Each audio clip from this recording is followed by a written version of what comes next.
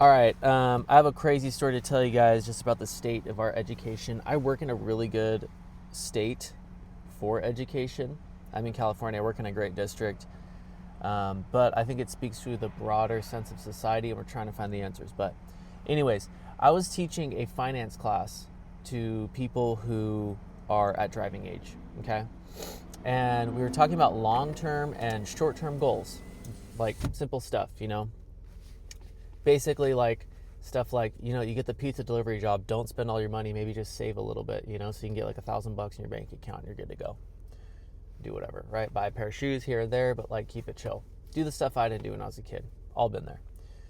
So we're talking about long-term, short-term goals, and I like to shoot the the S, shoot the S with the students, and then like that turns into the lesson. So we were just talking, and I have this great plan with some of my best buddies, in the group chat. And we have this idea that when GTA 6 drops, we're going to get an Airbnb, and the boys are just going to have a boys' weekend. And we're going to, just game all freaking weekend, Get a jacuzzi, maybe go for a hike and all that. And the kids are all stoked. Like, oh my God, that's so cool, because I am cool. Not really, but I try to be cool. Anyways, so I use that situation, which is a great idea, by the way, and I call it the new Rockstar game with the kids because I don't want anything incriminating happening. I want plausible deniability, and I use that to, start the lesson on long-term and short-term goals with your finances. Okay, and I was like, okay, so the new Rockstar game drops in fall. And I need to get a PS5 because I don't have a PS5, and I need to buy the game, which it's rumored to be $100.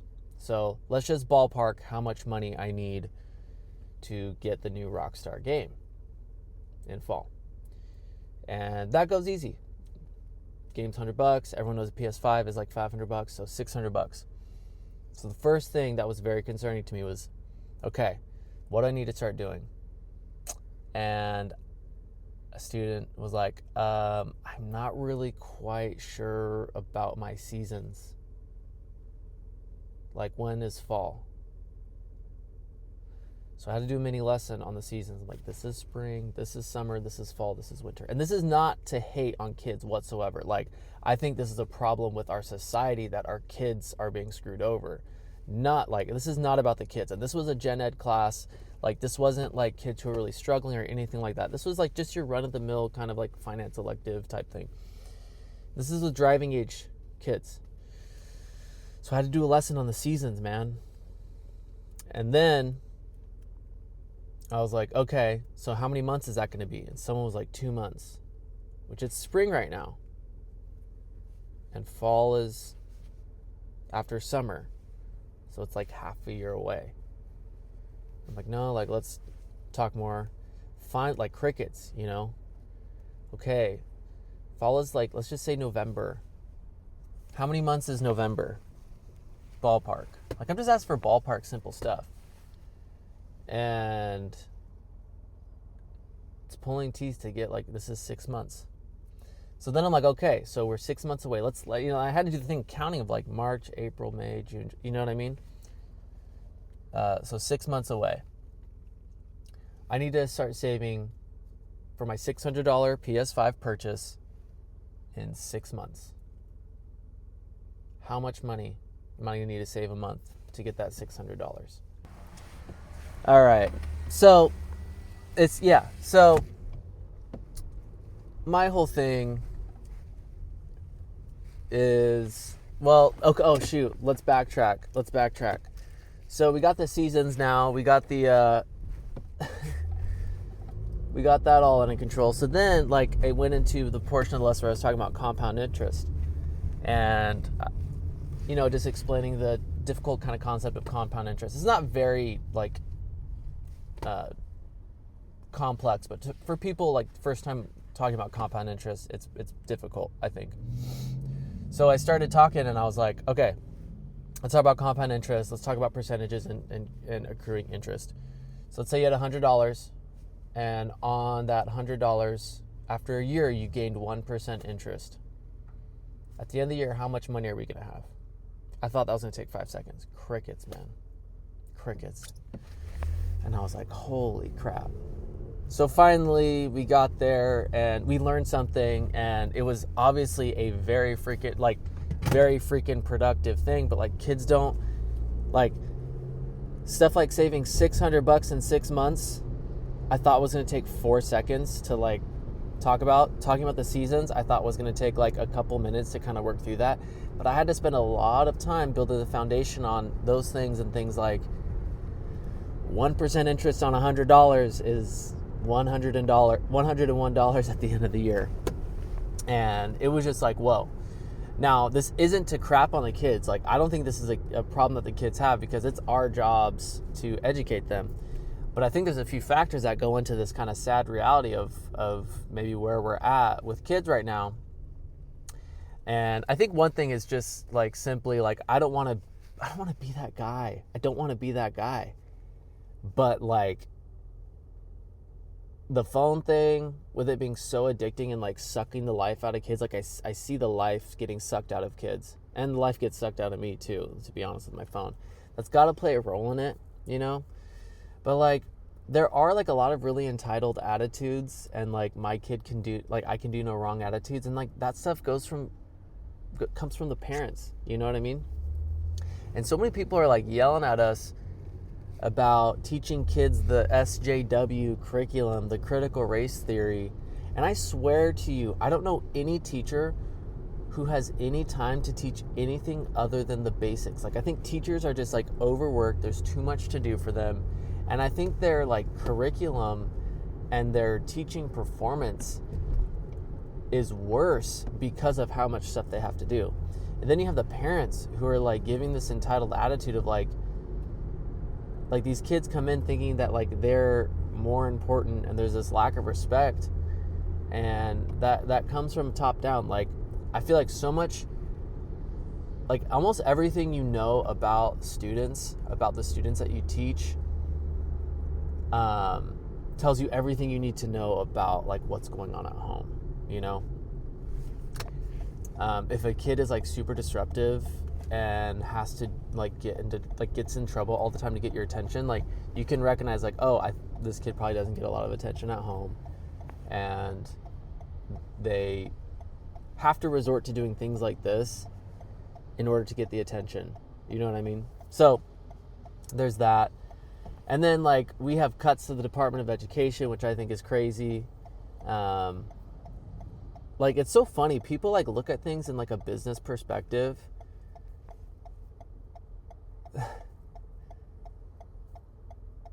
And then in the same hand, we complain about things that are done in business ways. Like,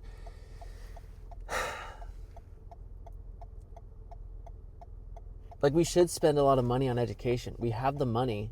It's an important thing. Let's just make it better. You know what I mean? Or like we complain about how McDonald's look like these like dead boxes, you know? But that's done in a way to make things more efficient and to make things as profitable as possible. When you make things as profitable as possible, you start stripping away everything from it.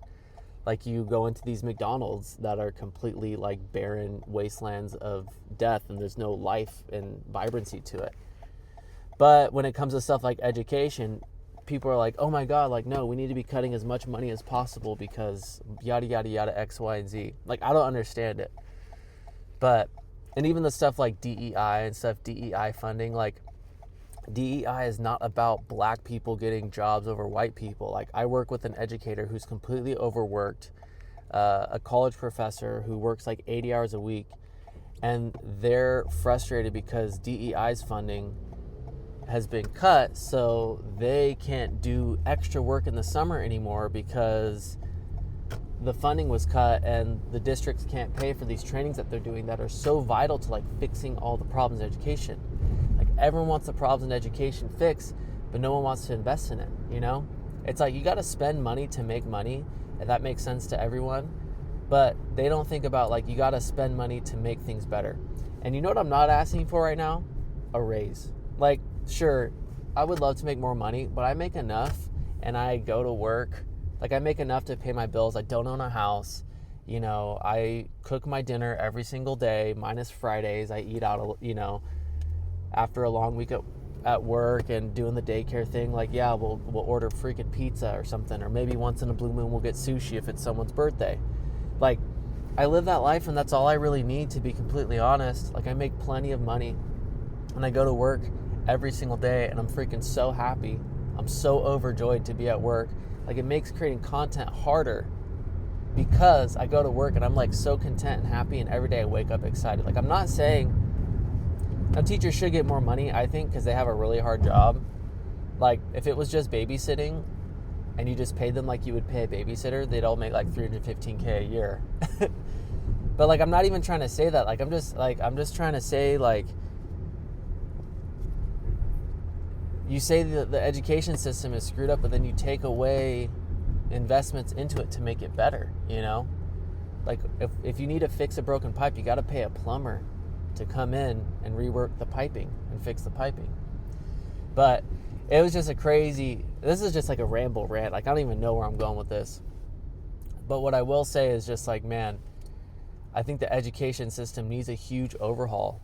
I think we need to look at like productivity, not just as like what you're doing, but like what you're achieving. And there's so much to be said about it. But man, these kids are not being prepared for the real world, and it's sad. But it makes me also excited because I freaking love teaching. I think I'm a great teacher. I'm a new teacher who has all the cutting edge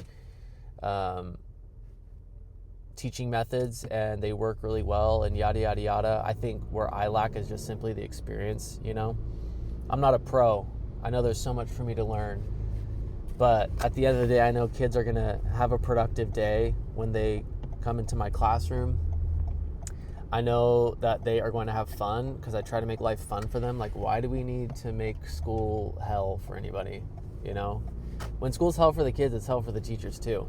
So I talk about video games and stuff like that and connect the concepts that they need to learn to real world stuff because like they need to be interested.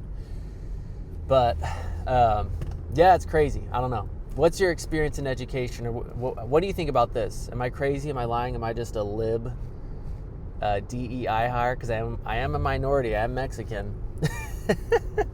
But anyways, and I grew up poor, so I could just be a DEI gas bag. I don't know. But call into the voicemail hotline, 619-800-5622. Like, comment, subscribe. This is just the reality that we're dealing with. And I'm trying to make your kids smarter and better and happier. That's my dream for the world. But I don't think it's the kids' fault. Don't take this at all as blaming the kids. I think we just have failed them. Anyways, I love you. If you're watching this, stay human. Do whatever you're doing. Like, pour in your community. Do a fundraiser. Something like that. All right. Love y'all. Peace.